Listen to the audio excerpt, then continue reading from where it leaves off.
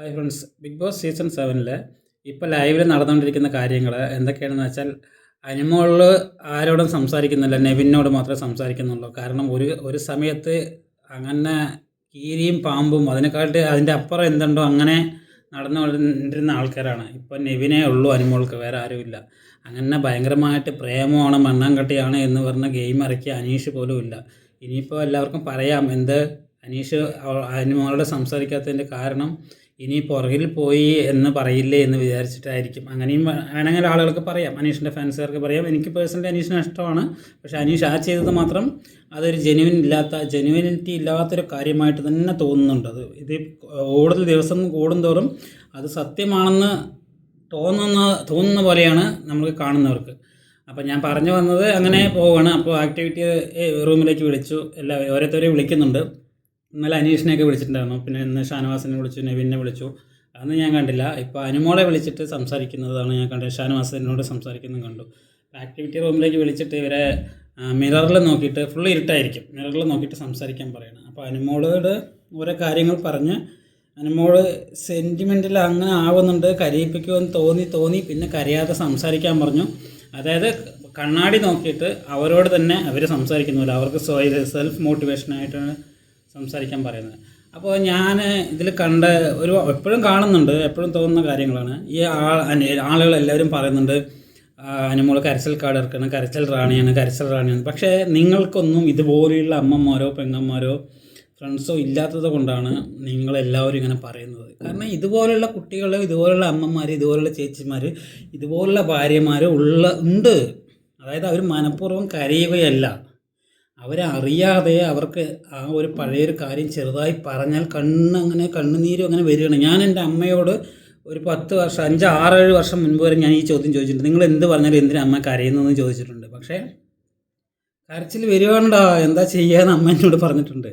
കാരണം അത് കരച്ചിൽ വരികയാണ്. ഒരു മനഃപൂർവ്വം ഇന്ന് ഞാൻ എന്തെങ്കിലും പറഞ്ഞു അപ്പോൾ കരയുക എന്ന് പറഞ്ഞില്ല. ഇപ്പോൾ ഞാൻ ചിലപ്പോൾ 5 വർഷം അല്ലെങ്കിൽ 2 വർഷം മുൻപ് എന്തെങ്കിലും പറഞ്ഞ കാര്യങ്ങൾ ചിലപ്പോൾ അമ്മയോട് ഭയങ്കര ദേഷ്യപ്പെട്ടിട്ടുണ്ടാവും. ആ കാര്യം പറഞ്ഞിട്ട് ചിലപ്പോൾ അമ്മ പെട്ടെന്ന് കരയും. അപ്പം ഞാൻ എന്തിനാ അമ്മ നിങ്ങൾ കരയുന്നത് ഞാൻ ചോദിച്ചിട്ടുണ്ട്. പക്ഷേ പിന്നീടാണ് മനസ്സിലാകുന്നത് അവർ മനഃപൂർവ്വമല്ല, അവർക്കത് അറിയാതെ വരികയാണ്. അപ്പം നിങ്ങൾക്ക് ആർക്കും ഇല്ലേ ഇതേപോലുള്ള അമ്മമാരോ ചേച്ചിമാരോ അനിയത്തിമാരോ ആരും ഇല്ല? ഭാര്യമാരൊക്കെ, അതായത് ചില ഭാര്യമാരുണ്ട് പൊട്ടിത്തെറിക്കുന്നവരായിരിക്കും, ഭയങ്കരമായിട്ട് പൊട്ടിത്തെറിക്കും. പക്ഷേ ആ പൊട്ടിത്തെറിക്കുന്നതോടൊപ്പം കരച്ചിലും കൂടി വന്നിട്ട് പൊട്ടിത്തെറിക്കുന്നത്. അപ്പം നമ്മൾ പറയും നിങ്ങൾ എന്തിനാ അഭിനയിക്കുന്നതെന്ന് പറയും. ചിലപ്പോൾ തെറ്റ് അവരുടെ ഭാഗത്തായിരിക്കും.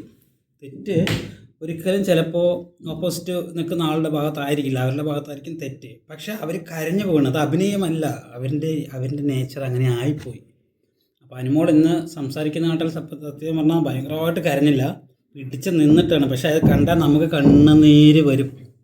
അതുപോലെയാണ് ഇന്ന് അനു പെരുമാറിയത്.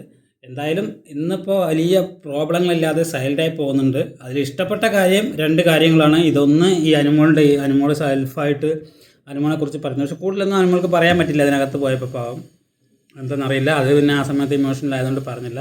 പിന്നെ അനുമോളും നെവിനും കൂടി ഇരിക്കുന്ന കോമഡി പറയുന്നത് സംസാരിക്കുന്നതൊക്കെയാണ്. കാരണം ഒരു സമയത്ത് കീരിയും പാമ്പും ആയിരുന്നല്ലോ ഭയങ്കരമായിട്ട്. അപ്പോൾ ഗെയിമിൻ്റെ അവസാനമായപ്പോൾ എല്ലാവരും നല്ല ഫ്രണ്ട്സായിട്ട് ഇരുന്നവർ വേർപിരിഞ്ഞു.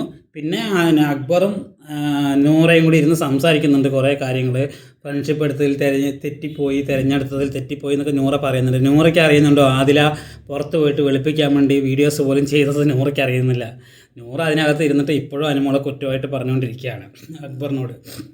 പിന്നെ അക്ബറിന് ഒരു കാര്യം തിരിച്ച് ചോദിക്കാമായിരുന്നു, നിങ്ങൾ ആ നമ്പർ മേടിച്ചപ്പോൾ അന്ന് എന്തുകൊണ്ട് പറഞ്ഞില്ല, ഇപ്പോൾ എന്തിന് പറയുന്നു എന്ന് ചോറ് തിന്നുന്ന അക്ബറാണെങ്കിൽ ചോദിക്കാമായിരുന്നു അല്ലേ? അക്ബറിന് ചോദിക്കാമല്ലോ, എന്തിനപ്പം നിങ്ങൾ അന്ന് നമ്പർ എന്നെ ഇങ്ങനെ ചെയ്യാൻ വേണ്ടിയിട്ട് നമ്പർ തന്നപ്പോൾ അന്ന് ഇത്രയും ദിവസം എന്തുകൊണ്ട് പറഞ്ഞില്ല, എന്തുകൊണ്ട് ഈ ലാസ്റ്റ് മിനിറ്റിൽ പറഞ്ഞു, അപ്പം നിങ്ങൾക്കും ആ ഒരു ഉദ്ദേശം ഉണ്ടായിരുന്നില്ലേ എന്ന് അക്ബറിന് തിരിച്ച് ചോദിക്കാം. അക്ബർ ഇപ്പോഴും അത് ചോദിക്കുന്നില്ല.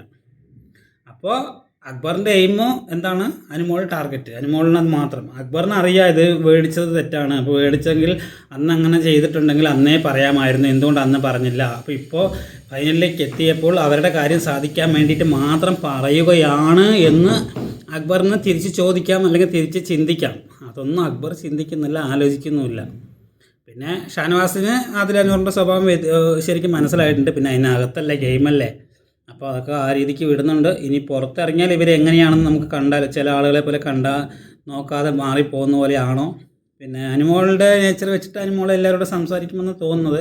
കാരണം അതിൽ പറയുന്നുണ്ട്, ഞാൻ അനുമോളിനി വേണ്ട പറഞ്ഞാലും ഞാൻ പുറകിൽ പോകുമെന്ന് പറയുന്നുണ്ട്. പക്ഷേ നൂറയ്ക്ക് ഇതൊന്നും അറിയുന്നില്ല. നൂറ ഇപ്പോഴും അനുമോളാണ് തെറ്റ് എന്ന് വിചാരിച്ചിട്ട് ഇരിക്കുന്നുണ്ട്.